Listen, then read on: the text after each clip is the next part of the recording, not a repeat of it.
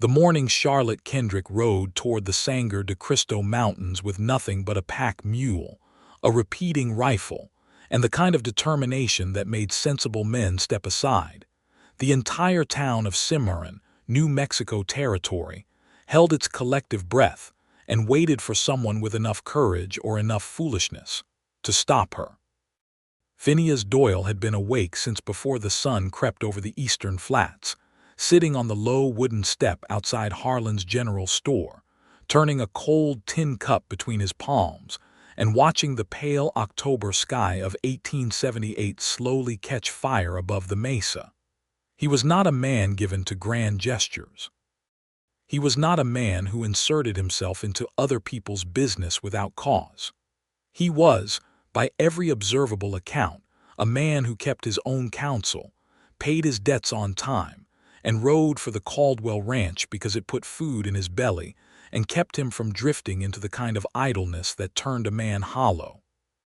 But when he saw Charlotte Kendrick come out of the boarding house at the far end of Cimarron's single Main Street, dressed in her riding clothes, her dark auburn hair pinned under a flat-brimmed hat, leading that stubborn gray mule behind her horse, he set down his cup and felt something shift behind his ribs like a door coming loose from a long-stuck frame.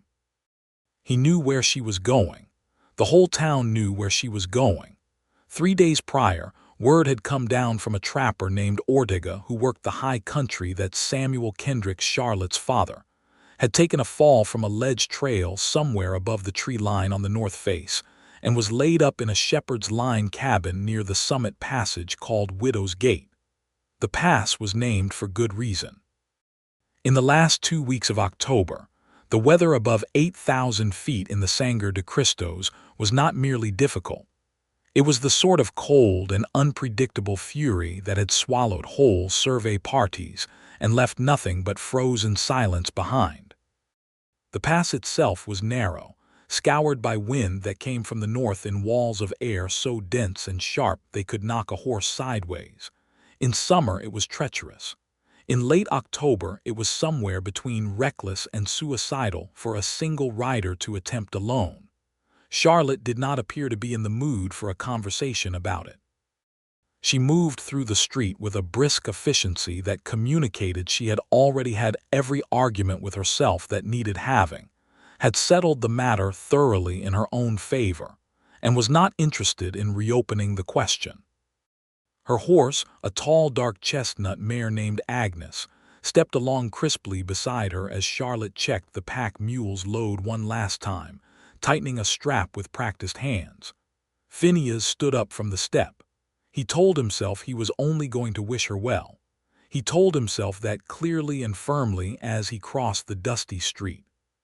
He had known Charlotte Kendrick for the better part of 2 years, in the careful, restrained way that a man knows a woman in a small town when he respects her, and does not quite know what to do with that respect beyond keeping a decent distance. She had come to Cimarron with her father when Samuel Kendrick took on a land surveying contract for the Maxwell Land Grant Company, and she had stayed on after the contract ended because her father was getting older, and his joints were giving him trouble, and she was not the kind of daughter who left a parent alone at the edge of the wilderness without good reason. She was 26 years old, capable, clear-eyed, and had no patience for men who spoke to her as though she were a problem to be managed.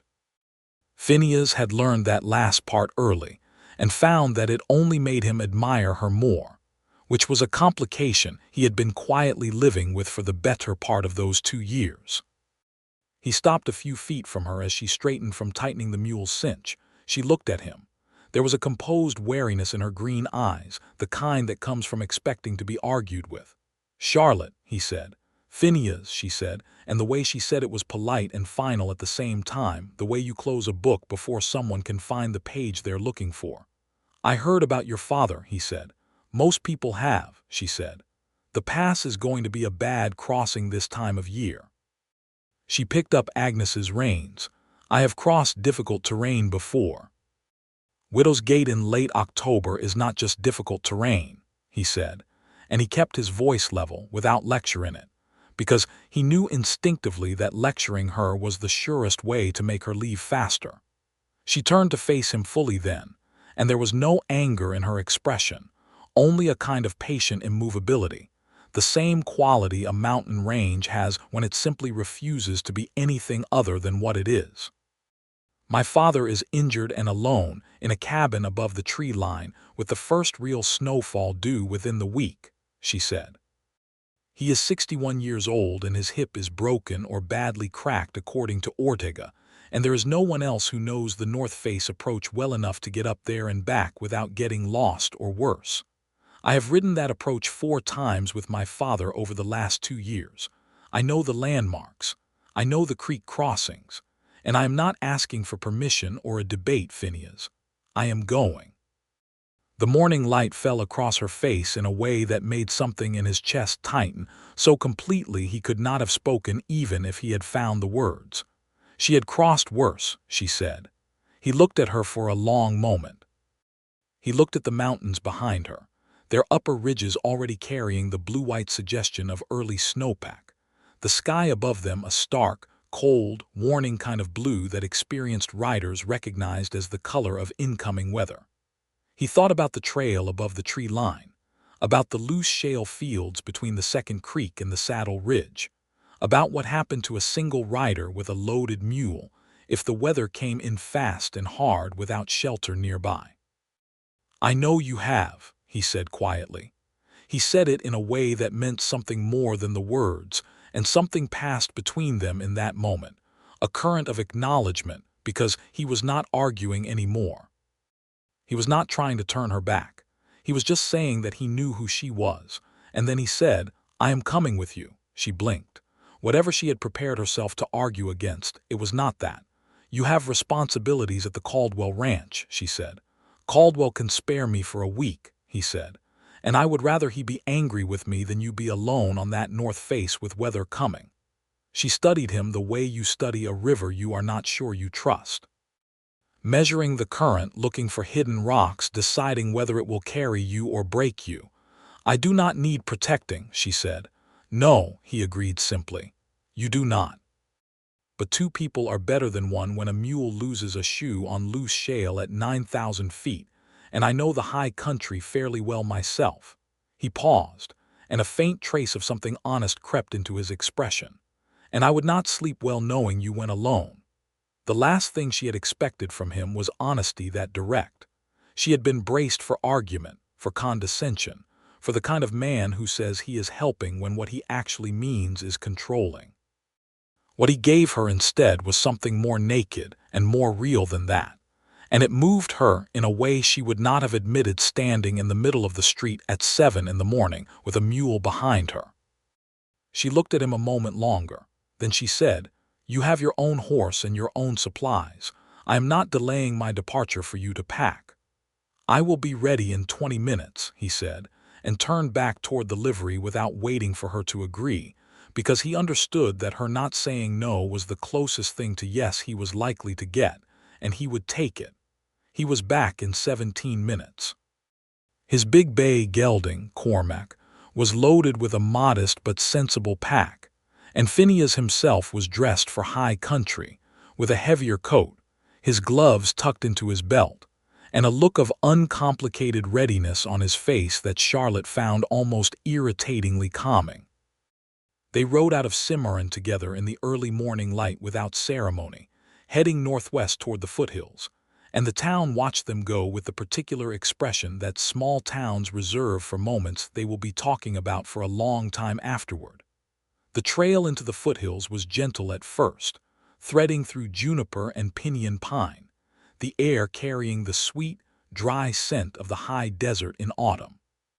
The October sun was bright but had no warmth in it, the light flat and clear the way it gets at elevation, before the cold has fully settled.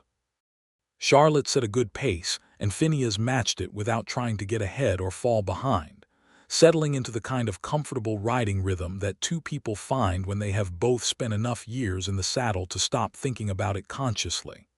They did not speak much in the first hour, and the quiet between them was not uncomfortable.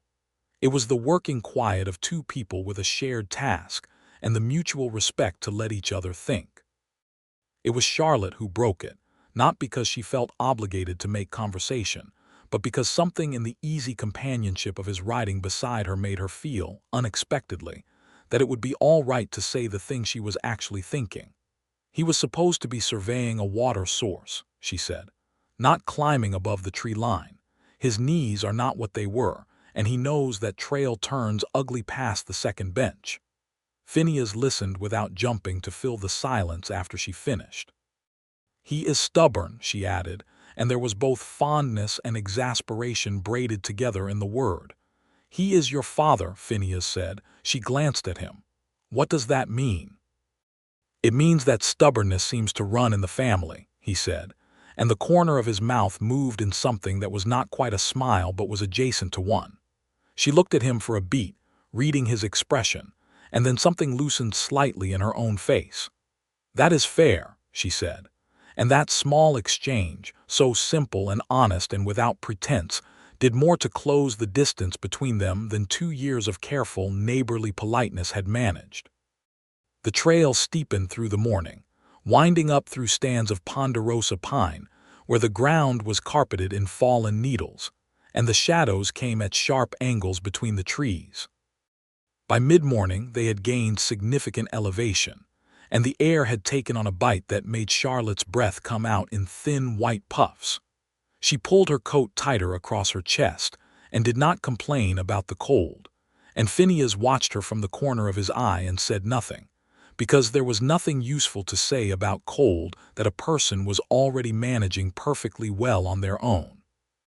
They stopped at a creek crossing to water the horses and rest the mule, who had developed an opinion about the steepening trail and was expressing it in the slow, theatrical way of mules everywhere.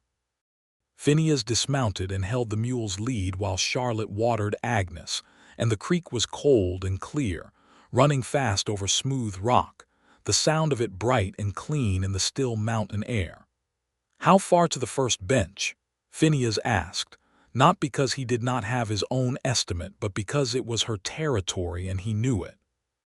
4 hours at this pace, maybe 3.5 if the mule stops dramatizing, she said, looking sideways at the mule, who was currently refusing to step into the water despite the fact that it was barely knee-deep.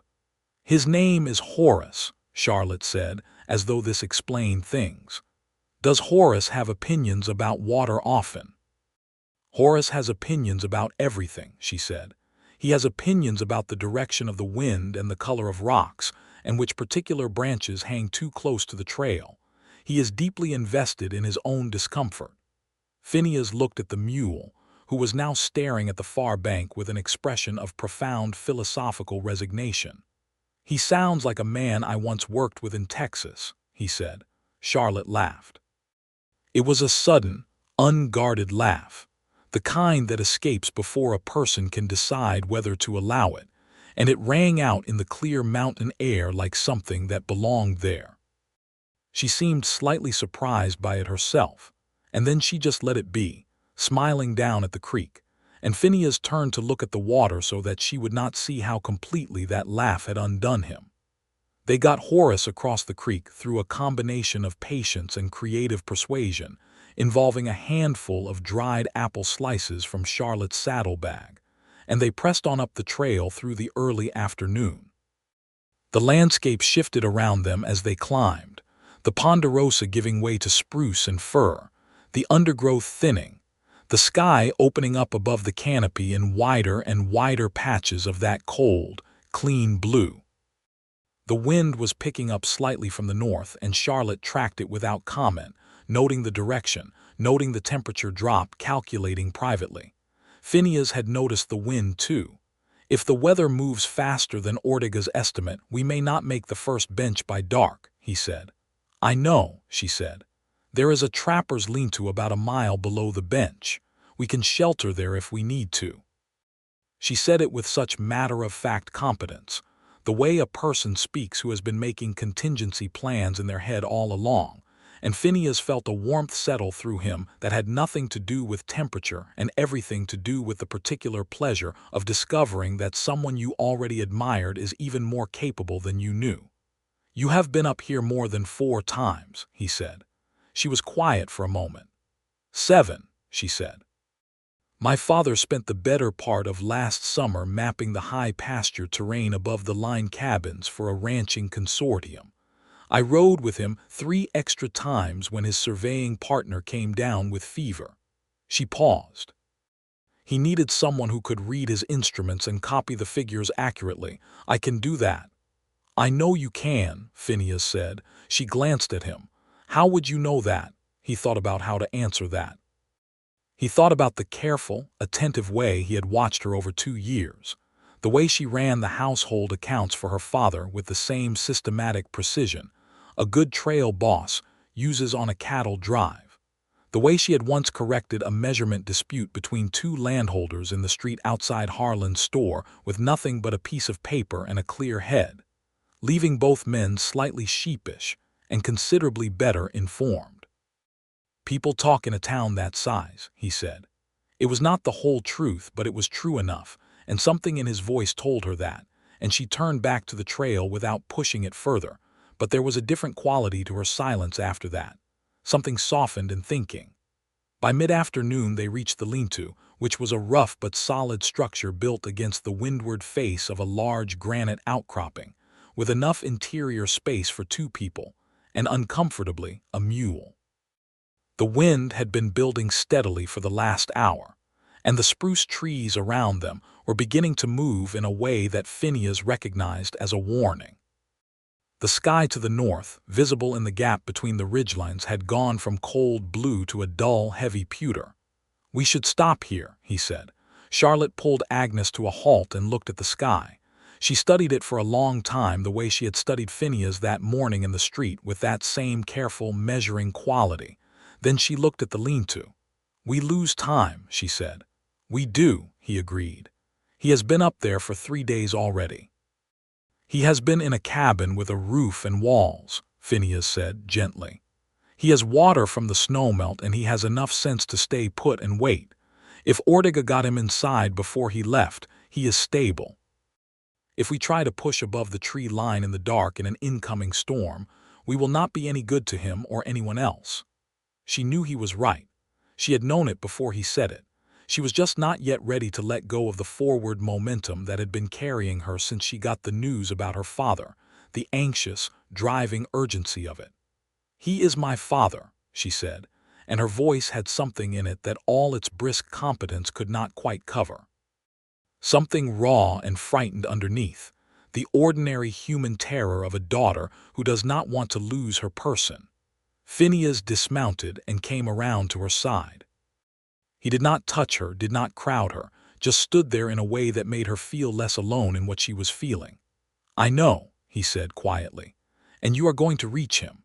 Tomorrow morning early, we can cover the distance in a few hours and still make the summit before midday if the weather passes tonight, as I think it will, but we have to be here tonight.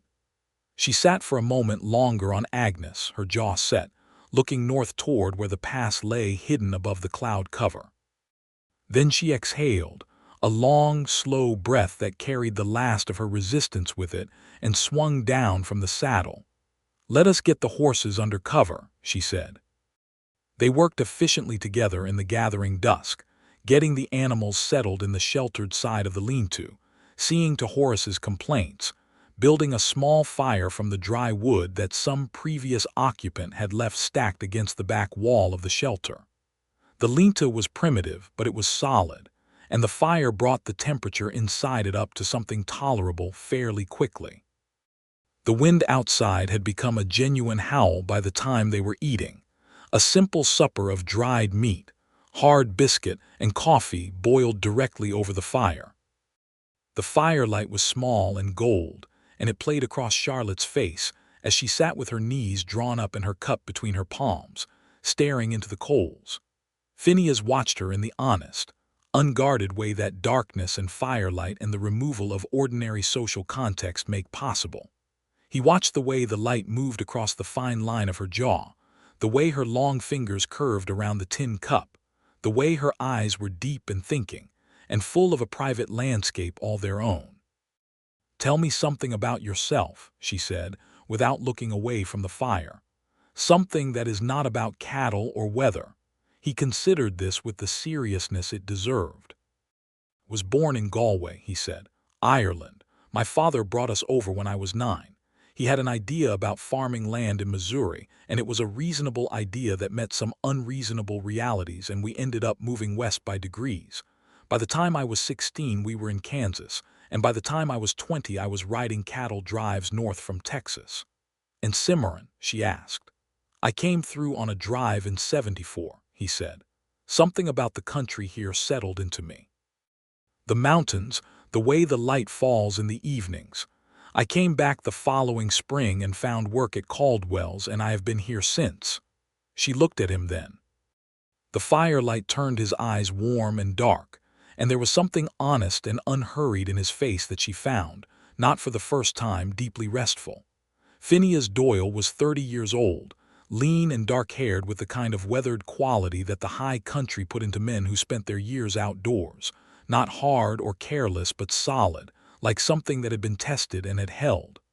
"What keeps you?" she asked. He looked at the fire. And then he looked at her, and something in his expression shifted into a kind of careful honesty. "More than I can comfortably explain in a lean-to above the tree line," he said, with just enough of that not-quite smile that she understood he was saying something real and choosing not to say all of it yet.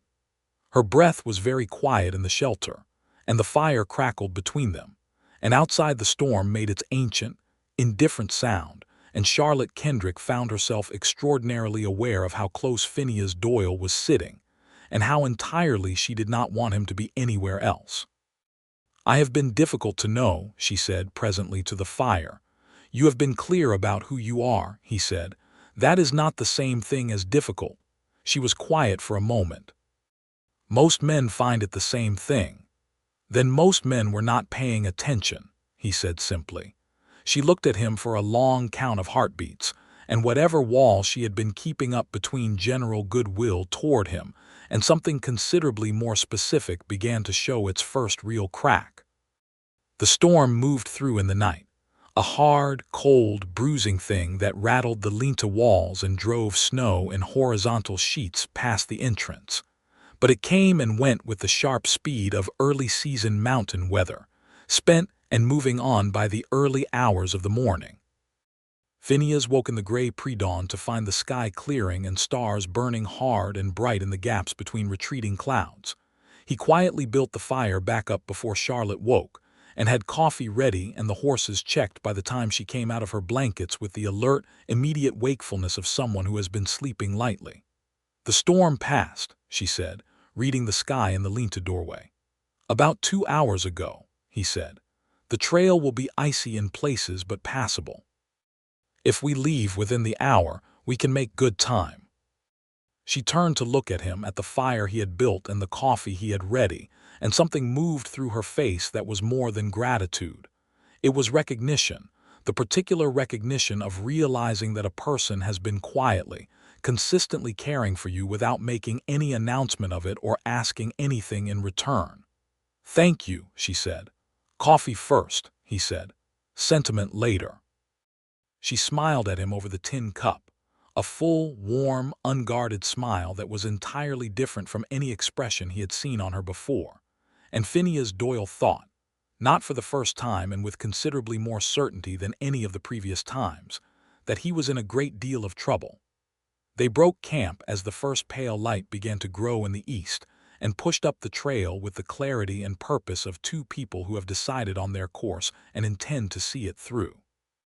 The trail above the lean-to was steep, and in places covered in a thin, treacherous sheet of ice from the night's storm, and they moved carefully, testing each section before committing the horses' full weight to it. Charlotte led, because it was her territory and she moved through it with a sure, instinctive knowledge of where the safe ground was, and Phineas followed her lead without ego or hesitation. There was a section past the second creek crossing where the trail rounded a granite ledge and dropped away sharply on the left side into a long, boulder-strewn slope, and here Charlotte dismounted and led Agnes on foot, picking her way along the outer edge of the ledge with a calm, concentrated precision. Horace expressed his dissatisfaction with the entire situation, but followed when she gave him a firm word, and a hand signal that communicated clearly that his opinions on the matter were not being solicited. Phineas dismounted behind her and led Cormac along the same line, watching the way she placed her feet, watching the way she gauged the surface and adjusted her weight and moved with a fluid, unhurried care that was entirely instinctive. She did not need him to do this. She truly did not. She had crossed worse, and she knew how to cross worse, and there was something both humbling and deeply moving about riding behind her, and understanding that clearly and still feeling, with quiet and inarguable conviction, that being here was exactly and precisely the right place to be. They cleared the ledge and remounted, and the trail opened up ahead of them into the last long climb to the pass. Above the tree line now, the world was stripped down to its essential elements, rock and sky and wind and the far white silence of the high country in its first winter. The summit ridge was visible ahead of them, and the notch of Widow's Gate was clear in the morning light, a narrow gap between two high granite walls that funneled the north wind through it in a constant, searching stream. Line Cabin is in the hollow just below the summit on the north side, Charlotte said. Quarter-mile past the gate, sheltered from the wind by the ridge. Then we are almost there, Phineas said. She looked at him, and her face was open in the cold air, beautiful and tired and determined, and she nodded once in the way of someone who has been holding themselves together for a long time and can just barely begin to let themselves believe that the thing they have been working toward might actually come to pass. The wind hit them as they came through Widow's Gate, a wall of it, sharp and searching, and Charlotte leaned into it without flinching, and Phineas came through right beside her, and then they were through and dropping down the north side, and there below them in the hollow was the Line Cabin, small and brown against the white ground, with a thin thread of smoke rising from its chimney in the still air below the wind line. Charlotte let out a breath that contained approximately 4 days of held fear, and then she pushed Agnes forward at a trot toward the cabin. She was down from the saddle before the horse fully stopped, and she hit the door of the cabin with the flat of her hand. "Father." "It is Charlotte, I am here." A beat. Then a voice, rough and surprised and enormously relieved from inside. "Charlie." "Good Lord, child, what are you? Come in, come in. The door opens outward." She pulled it open and went inside, and Phineas stood with the horses in the cold and gave her a few minutes alone with her father, because some moments belong to the people in them, and the rest of the world should have the decency to wait outside. When he heard the voices settle from urgent to steady, he tied the horses to the hitching post beside the cabin and knocked on the doorframe before entering. The interior of the cabin was small and warm from the fire in the small iron stove. Samuel Kendrick was propped on the cabin's single bunk with his right leg wrapped in a rough splint made from split wood and a leather strap. He was a big man gone lean with age, with a broad, weathered face and the same clear green eyes as his daughter, and he was looking at Phineas with the sharp, assessing gaze of a man who has spent his life taking the measure of country and people with equal rigor. Charlotte was kneeling beside the bunk with her father's hand in both of hers. She looked up at Phineas from the floor. "His hip is not broken, thankfully. But the splint on his right leg suggests the ankle is badly sprained or cracked, and he has been managing by himself for 4 days on what was in the cabin when Ortega left him." "Ortega left me in good shape," Samuel said gruffly. "Left me his own supply pack and the extra wood. Good man." He looked at Phineas again. "You are the Doyle boy who rides for Caldwell." "Yes, sir," Phineas said. "Why are you here?" There was a pause. Charlotte looked at Phineas. Phineas looked at Samuel.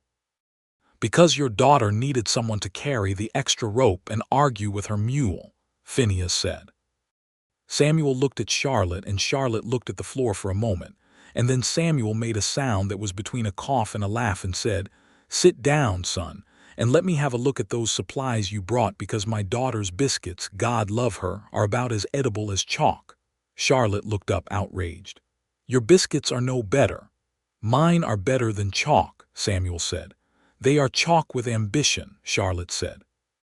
And just like that, the tension of 4 days cracked open like ice in spring, and the small cabin was full of ordinary human warmth and the particular sound of a family that loves each other across the annoying evidence of exactly how alike they are. They spent that night in the cabin, all three of them. Phineas and Charlotte took turns on watch to tend the fire through the night, and in the brief midnight hour when Samuel was deeply asleep and it was Charlotte's watch at the fire, Phineas woke to find her sitting on the stool beside the stove with her knees together and her elbows on her knees and her face in her hands, not crying, just present in the relief of it, the full-body release of a fear that had finally been allowed to put itself down. He did not say anything. He simply got up and came to sit on the floor near her, close enough to be company, far enough to be respectful, and after a moment she moved her hands from her face and looked at the fire, and then she looked at him. "I was afraid I would not get to him in time," she said. "I know," he said. "I knew the trail, I knew I could do it, but I was still afraid." "Being afraid and being capable are not mutually exclusive," he said. "The fear is how you know the thing matters." She looked at him in the fire glow, and her eyes were dark and bright at the same time. "When did you become such a philosopher, Phineas Doyle?" "Somewhere around the Second Creek crossing," he said. She laughed softly so as not to wake her father, and the laugh was the same unguarded bright sound it had been on the trail the day before, and Phineas thought that he would spend a considerable portion of the rest of his life trying to make that sound happen again if she would let him. "Thank you for coming," she said. "I did not want you to, and I am glad you did." "I know," he said and smiled, and the smile was slow and real, and it reached all the way into his eyes, and Charlotte Kendrick looked at Phineas Doyle in the firelight of a line cabin above the world and felt something settle in her chest with the finality of a foundation stone being laid, solid and certain, and absolutely intended to bear weight. She looked back at the fire after a moment. "My father is going to be very interested in why you came," she said. "Yes," Phineas said. "He will ask questions," she said. "I expect so," Phineas said. "What will you tell him?" He considered. "The truth," he said, "when he asks." She was quiet for a moment. "And what is the truth?" He turned to look at her fully then, and there was nothing hidden in his expression, nothing measured or restrained. Just Phineas, plain and complete and entirely present. "That I have been paying attention for 2 years," he said, "and that I had no intention of letting you ride into those mountains alone." The fire between them was small and golden. Outside, the high country was cold and black and infinite. Inside, the cabin held the three of them in its small warmth, and Charlotte Kendrick and Phineas Doyle sat in the comfortable, irreversible way of two people who have stopped pretending they do not belong near each other. Getting Samuel Kendrick back down from the mountain was a 3-day operation that required ingenuity, patience, a makeshift litter constructed from poles and rope that Phineas rigged between the two horses, and a level of negotiation with Horace, the mule that Charlotte later described as the most diplomatically complex undertaking of her adult life. Samuel was a difficult patient. He was accustomed to being the most capable person in any given situation, and found the experience of being transported horizontally on a pole litter, completely dependent on the competence of 2 other people and the philosophical cooperation of a mule, somewhere between humiliating and infuriating. Phineas managed him with a calm, straightforward respect that acknowledged Samuel's dignity while also being entirely unmoved by his complaints, and Charlotte watched the way her father responded to this, watched his gradual, grudging shift from resistance to something closer to approval, and found herself loving Phineas Doyle in a way she had not quite named yet, but was beginning to recognize. The descent was slow and required constant vigilance. The icy sections of the trail that they had navigated carefully on the way up were significantly more challenging, with a litter between 2 horses and a man on it who kept trying to give directions. They stopped frequently, rested the horses, checked the litter rigging, and Charlotte walked alongside her father through the difficult sections, her hand on his arm, talking to him quietly about ordinary things, her voice steady and warm and full of the particular tenderness that she showed to very few people. When they passed back through the section with the steep drop on the left side, where the trail ran along the granite ledge, Charlotte walked between her father and the edge without comment, her body a quiet, deliberate buffer between the litter and the fall. And Phineas, watching from behind, felt the full, clean force of who she was hit him somewhere behind the sternum and lodged there permanently. They brought Samuel Kendrick into Cimarron on the morning of the fourth day after they had left, the town gathering at the street with the particular mixture of relief and barely contained curiosity that small communities reserve for the return of the dramatic. Dr. Erasmus Fenn, Cimarron's physician, met them at the boarding house and took Samuel into his care with professional efficiency. The ankle was cracked in one place and badly sprained in another, and Samuel was ordered to strict rest and told in the no-nonsense way of frontier medicine that he would be on crutches for 6 weeks and off the trail for considerably longer. Samuel received this news with the grace of a man who has just been carried down a mountain on a pole litter and has temporarily used up his supply of argument.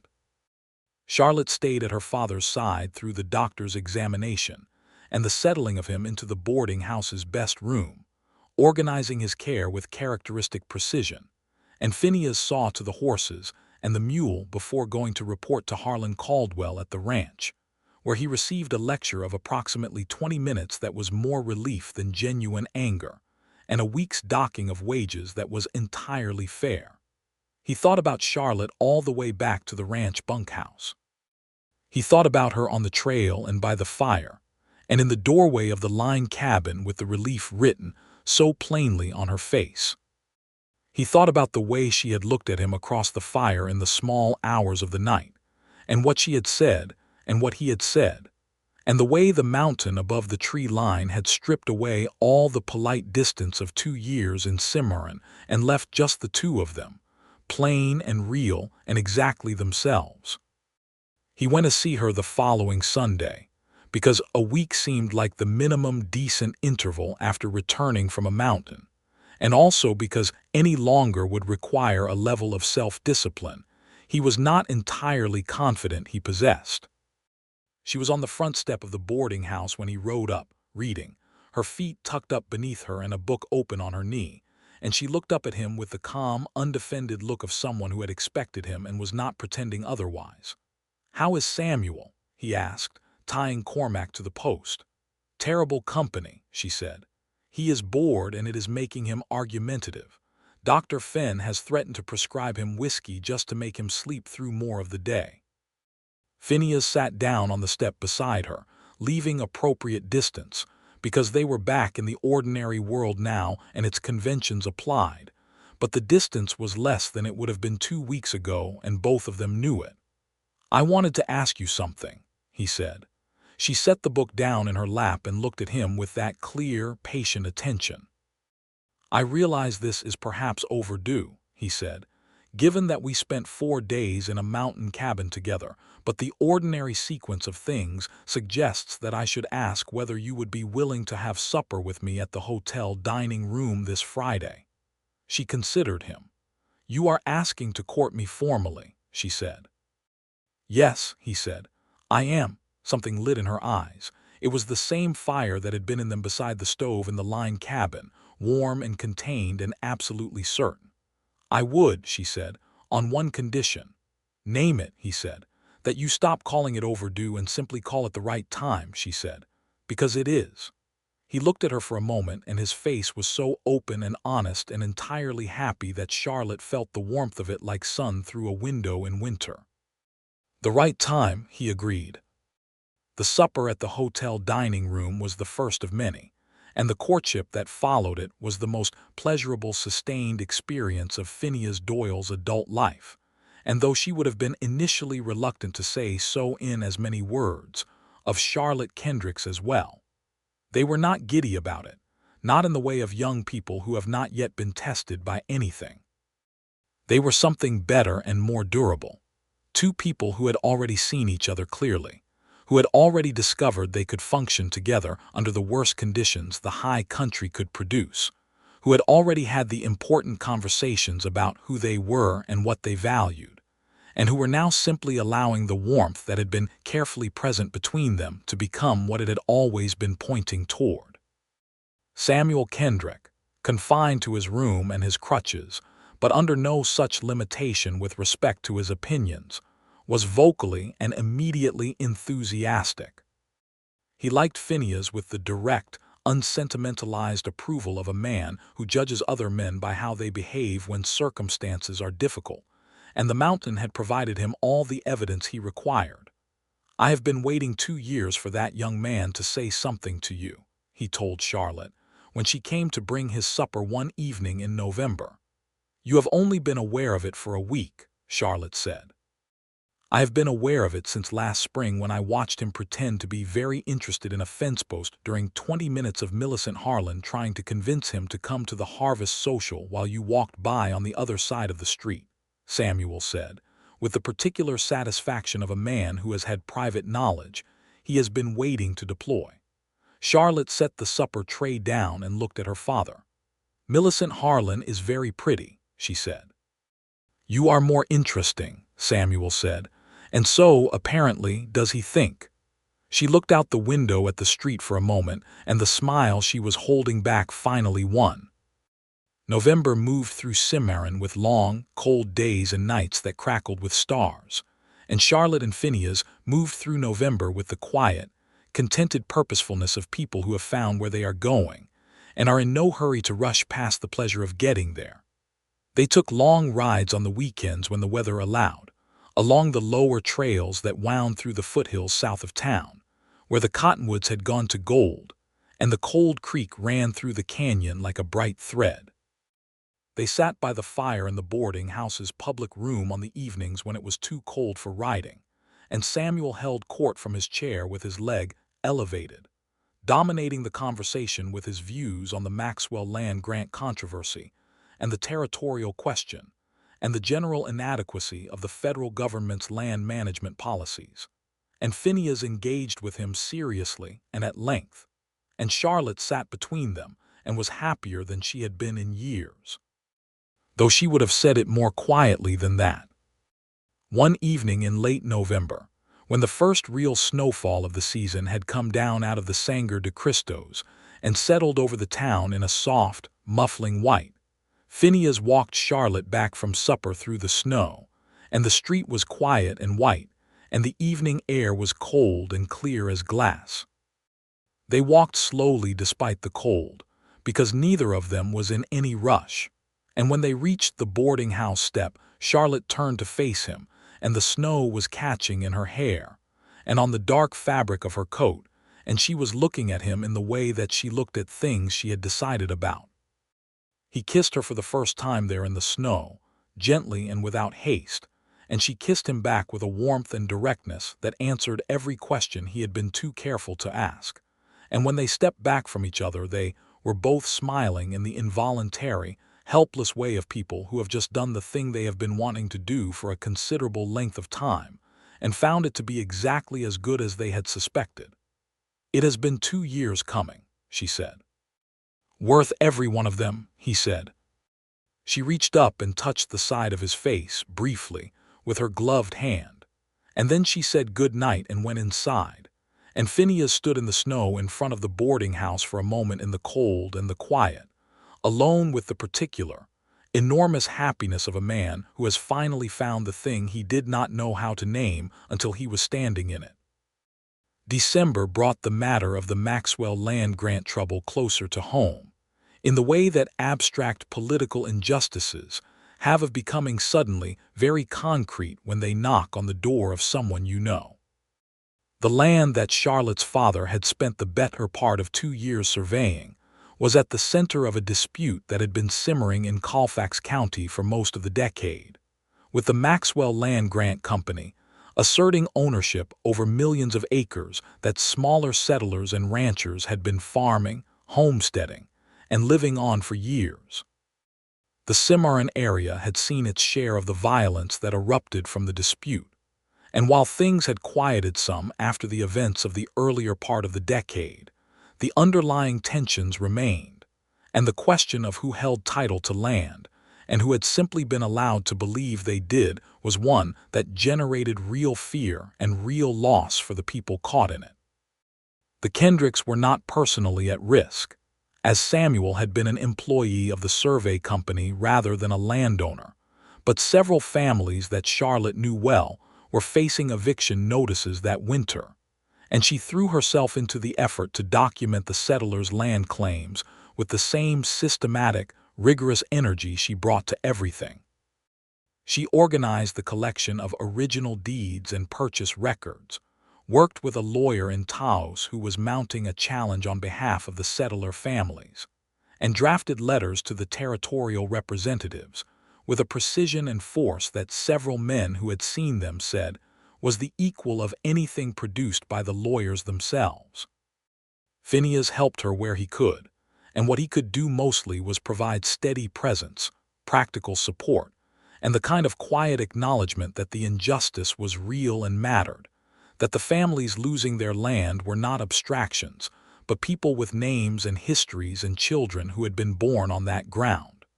He understood something about land and what it meant to people who had worked it, and he brought that understanding to the effort without making it about himself.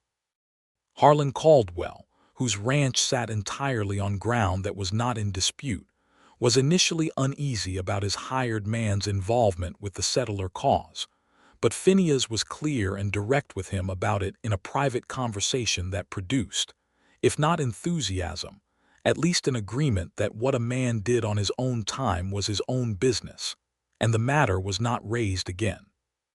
One evening in mid-December, after a long session of document organization at the lawyer's office on the main street, Charlotte and Phineas walked home through the cold dark, and Charlotte was quiet in a way that was not the comfortable working quiet but something heavier. "It is not going to be enough," she said. "The documentation effort, the legal challenge. The company has money and lawyers and the full weight of the federal government's general indifference on its side, and the settlers have original deeds that may or may not be considered valid under the current interpretation of Spanish land grant law, and the outcome is probably going to be the way these things always go." "Probably," Phineas said, honestly. "But you are creating a record. You are ensuring the claims are documented and the arguments are heard. That matters, even if it does not win." "It matters to me," she said, "but it does not keep Mrs. Vasquez's family in their home." He had no answer to that because there was not one that was not hollow. He just walked beside her in the cold and let the truth of it stand, because sometimes the only honest response to an injustice you cannot fully fix is to continue doing what you can and refuse to pretend it is enough. She stopped walking and turned to face him on the empty street. "You never try to tell me it will all be fine," she said. "No," he said. "Most people do," she said. "It drives me to distraction. Things are frequently not fine. Acknowledging that does not make them worse." "I know," he said. "Reality does not improve by being spoken to gently." She looked at him in the cold night air, and her expression was something he had not seen quite this way before, open and searching and deeply, specifically tender, the look of someone who has found, unexpectedly and after some years of not quite believing it possible, the particular and irreplaceable person they were looking for. "Phineas," she said. "Yes," he said. "I love you," she said, simply and directly, the way she did everything, without drama and without reservation, as though it were a fact she had taken careful note of and was now reporting accurately. The street was cold and quiet around them, and the stars were hard and bright above the mountains. He reached out and took her face in his hands, cupped between his palms, and looked at her for a moment with everything he had managed to feel and not quite say over the course of 2 years and 4 days on a mountain and 6 weeks of winter evenings. "I have loved you since before I had any sensible reason to," he said, "and the reasons have only accumulated since." She closed the remaining distance between them and kissed him in the middle of the street, thoroughly and without any concern about what the residents of Cimarron might make of it, and Phineas kissed her back with the full and unbridled warmth of a man who has spent considerable time being careful, and has now, with excellent reason, decided to stop. Samuel Kendrick's hip had improved enough by Christmas that he was moving around the boarding house with more confidence, and he received the news of Phineas's formal intention to ask for Charlotte's hand with the expression of a man who has been waiting for a train that has finally arrived, and is slightly annoyed it took this long. "She has already told you yes, I suppose," he said to Phineas, when Phineas made the visit one Saturday morning in late December with his hat in his hands and the kind of expression that mixes determination with nerves. "She has not," Phineas said. "I have not yet asked her." Samuel looked at him levelly. "You are asking my blessing first." "Yes, sir," Phineas said. "I am." Samuel was quiet for a moment. He looked out the window at the white street and the mountains beyond it, their tops lost in winter cloud. He had watched this unfold from the beginning, from the mountain and back, and he had made his assessment with the same careful rigor he applied to land surveys and water rights, testing the data against the reality, and the data was good. "My daughter," Samuel said finally, "is not a simple undertaking. She is principled and determined and deeply intelligent, and she will not be managed or diminished, and she knows her own mind with a thoroughness that has exhausted several people who tried to argue with it." "I know," Phineas said. "You are not frightened by any of that," Samuel said, not as a question. "No, sir," Phineas said. "Those are the reasons I am here." Samuel looked at him for another long moment, and then he extended his hand, and when Phineas shook it, there was a warmth in the older man's grip that said everything that still needed saying. He asked Charlotte that evening, not with formality or ceremony but with simple honesty, standing in the public room of the boarding house after supper, the fire going and the room quiet. He told her what he had told her father and more besides, told her the whole of it, the 2 years and the mountain and the snow and the middle of December on the empty street, told her clearly and without omission the entire truth of how he had come to arrive at this moment and what it meant to him and what he hoped she would say. She listened to all of it in the attentive, serious way she listened to things that mattered, without interrupting and without looking away, and when he finished and looked at her, she was smiling in the quiet, certain way she had smiled in the snow when he kissed her for the first time. "Yes," she said. Just the one word, complete and unqualified and entirely sufficient. They were married in March of 1879, when the snow was leaving the high country, and the cottonwoods along the creek were beginning to show their first pale green, in the small church at the east end of Cimarron's Main Street, with Samuel Kendrick standing on his recovered leg, and giving his daughter away with visible pride and only the minimum amount of unnecessary commentary. The town turned out in force, because Cimarron was a small place, and this was exactly the kind of event it liked best, and because the story of the mountain and the pass had become the kind of local legend that gains color with each telling, and because anyone who had watched Phineas Doyle and Charlotte Kendrick navigate the preceding 6 months had found themselves, unavoidably, invested in how it turned out. Charlotte wore a dress the color of winter pine, dark green and clean, her red-brown hair down and pinned with small white flowers that someone had managed to coax out of a greenhouse in Taos and bring up by wagon for the occasion, and she walked down the aisle of the little church with the same quality she brought to everything, clear-eyed, purposeful, and entirely herself, not performing anything, not playing a part, simply being Charlotte Kendrick walking toward the man she had decided on. Phineas stood at the altar in his best coat and watched her come toward him with an expression that the people in the first 3 rows would afterward describe in various ways: peaceful, radiant, relieved, deeply happy, all of which were true at the same time. When the minister asked if he would take her to have and to hold, Phineas said yes with the unhesitating simplicity of a man who has already been living the answer for 6 months. And when Charlotte said the same words in her clear, direct voice, there was something in the church that was almost audible, a collective exhale of rightness, the feeling of a thing that has been working its way into place for a long time finally arriving.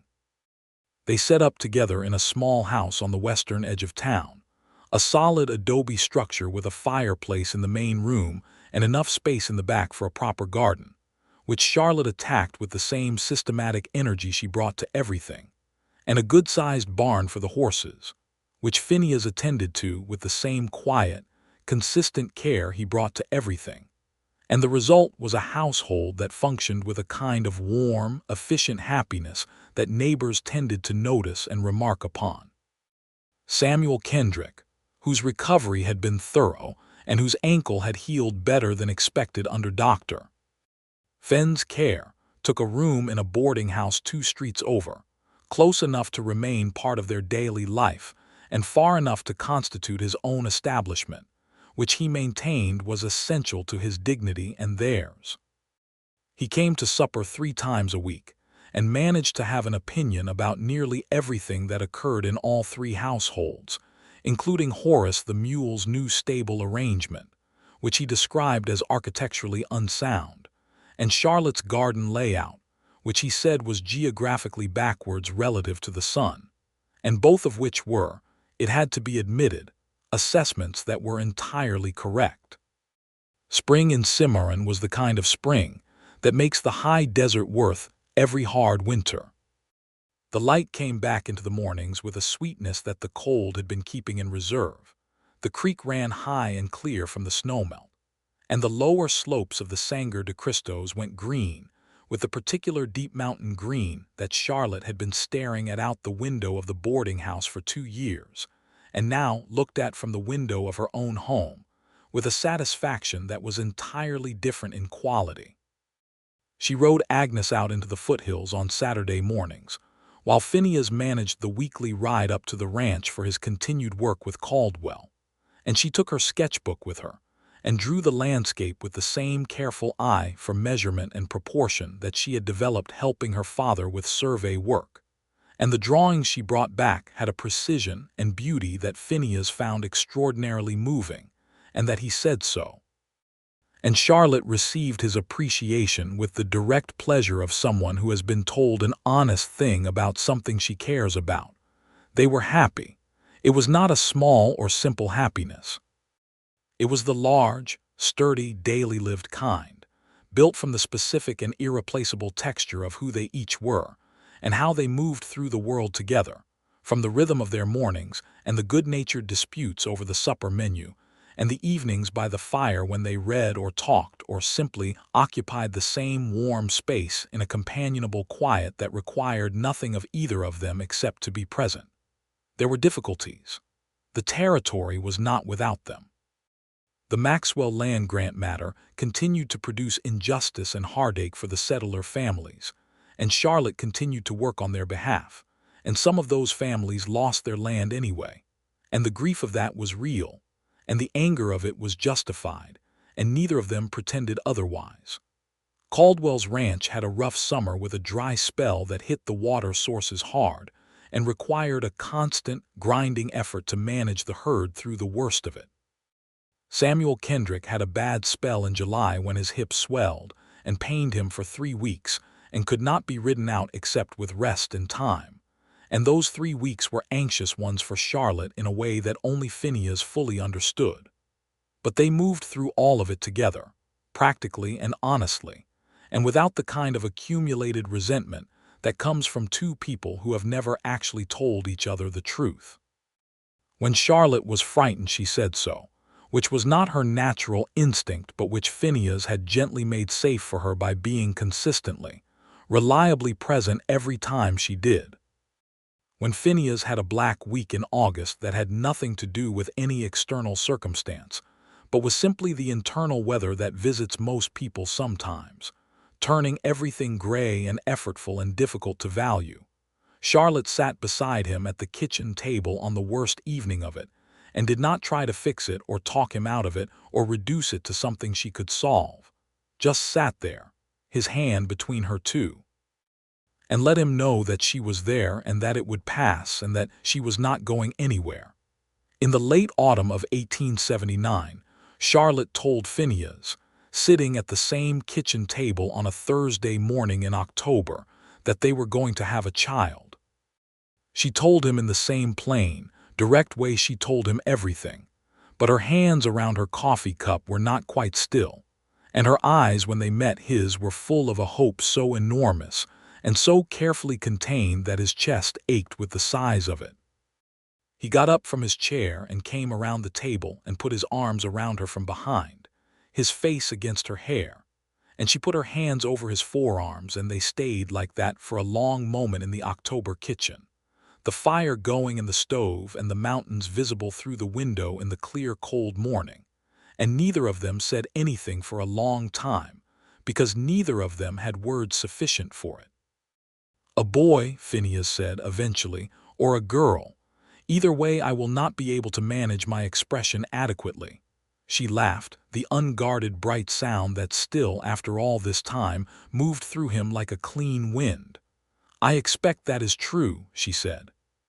The news spread to Samuel Kendrick at supper the following Sunday, and Samuel received it with a beaming, uncharacteristic silence for approximately 30 seconds before producing what was, for him, an exceptionally effusive response involving the word magnificent being deployed 4 times in 2 minutes, and a plan for a cradle that was announced as a woodworking project to be begun immediately and completed before April.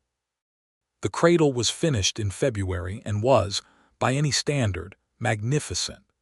James Samuel Doyle was born in the spring of 1880 in the adobe house on the western edge of Cimarron, on an April morning when the first wildflowers were coming up in the creek meadow below the foothills, and the mountains were shedding the last of their winter white.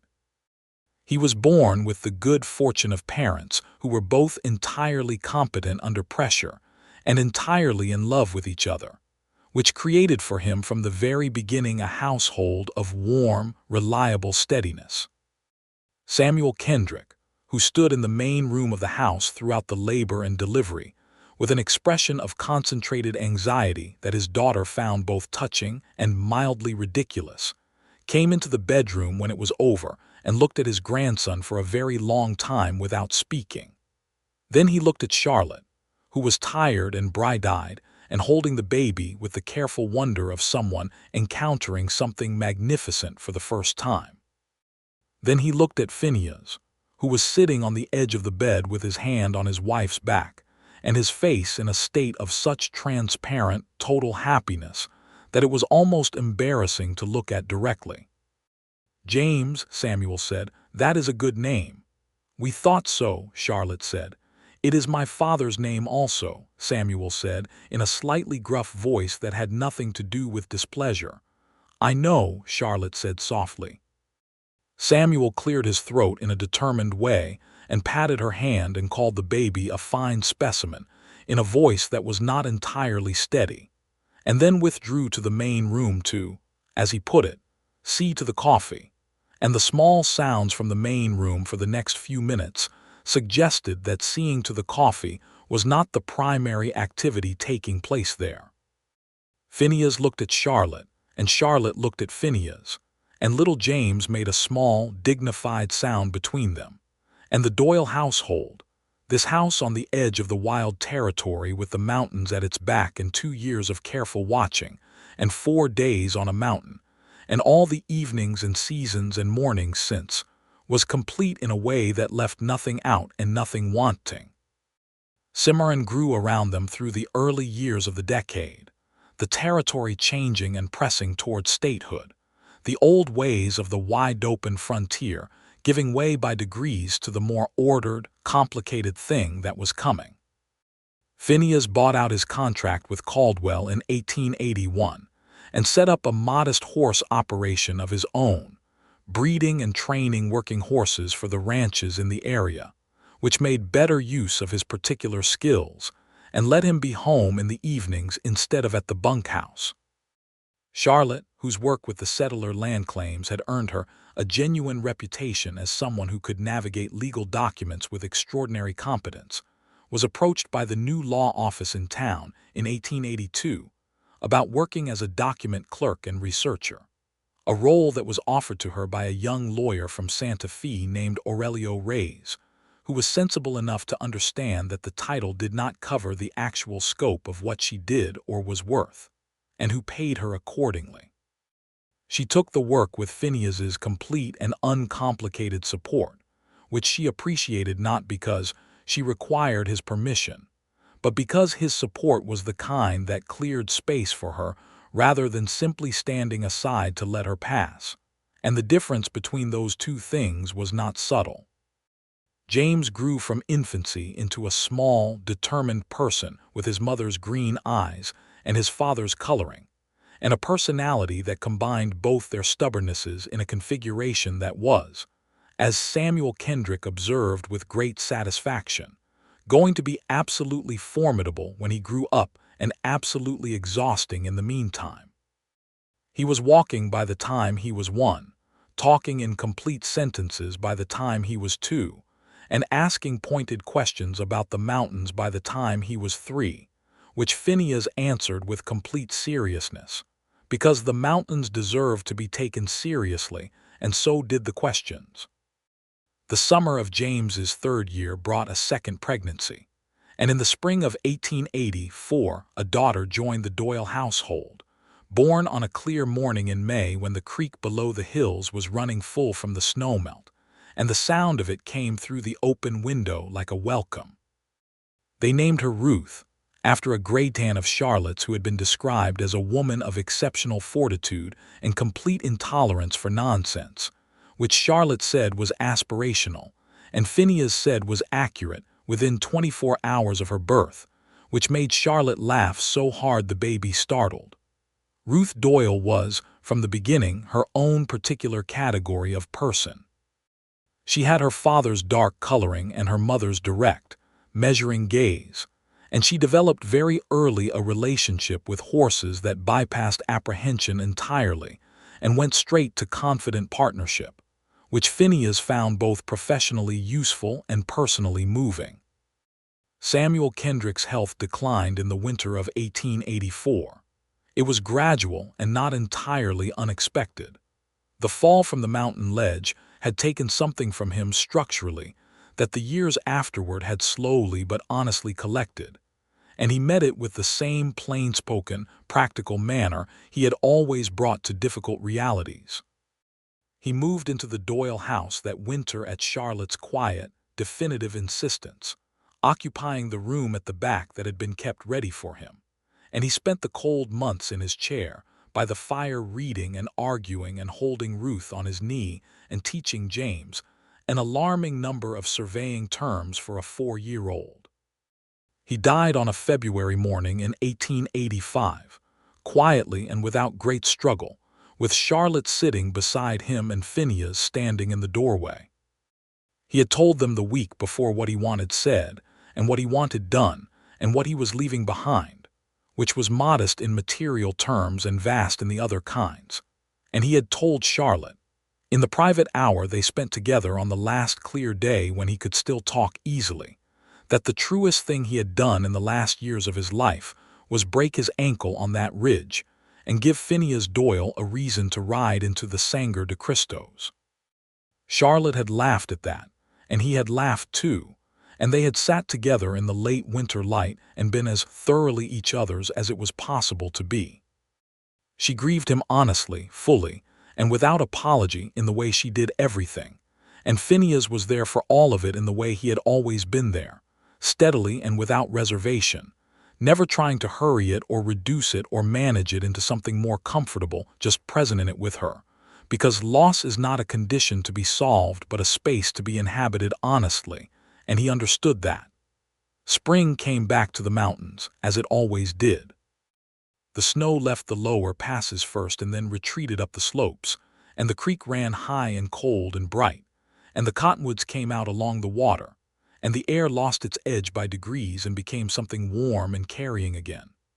On the first Saturday of May, Phineas saddled Agnes and Cormac and the smaller horse that James was learning to ride, a steady gray named Pilot, and they rode out of Cimarron together in the early morning, all 4 of them, heading up into the foothills. Ruth was in front of Phineas on Cormac, bundled and bright-eyed, watching the trail ahead with the focused attention she brought to all things equine. James rode Pilot alongside his mother, earnest and effortful and considerably better at it than he had been the previous autumn. Charlotte rode Agnes with the same easy, sure quality she always had on horseback, her hat back in the morning light, her face turned up into the first real warmth of the spring season. They stopped at the creek where they had watered the horses on that first morning 6 years ago, in the October cold with weather coming in from the north. And the creek was the same creek it had always been, cold and clear, and running fast over the same smooth stones. And the mountains above them were the same mountains, old and indifferent and magnificent. Charlotte dismounted and stood at the creek's edge, watching the water for a moment, and Phineas came to stand beside her with Ruth on his hip, the baby reaching down toward the water with that absolute, unhesitating intention babies bring to things that interest them. "Do you remember," Charlotte said, "that I did not want you to come? You said you had crossed worse," he said. "I had," she said. "I was not wrong about that." "No," he said, "you were not." She turned to look at him, her face in the spring light, and she was 32 years old, and she was exactly herself. The woman who had ridden toward the Sangre de Cristos in October cold without asking for anything, and without waiting for anyone's permission. And she was also the woman who had sat by a fire in a line cabin above the world, and said the truest thing she could say. And she was the woman he had built a life with and built a home with, and whose hand he wanted in his for as many years of this world as the world was willing to give them. "I am glad you came anyway," she said. He took her hand. Ruth grabbed his other finger with both her small hands and tried to eat it, and from behind them James asked with considerable urgency whether fish could be seen in the creek from this angle, and if so could they possibly attempt to catch one.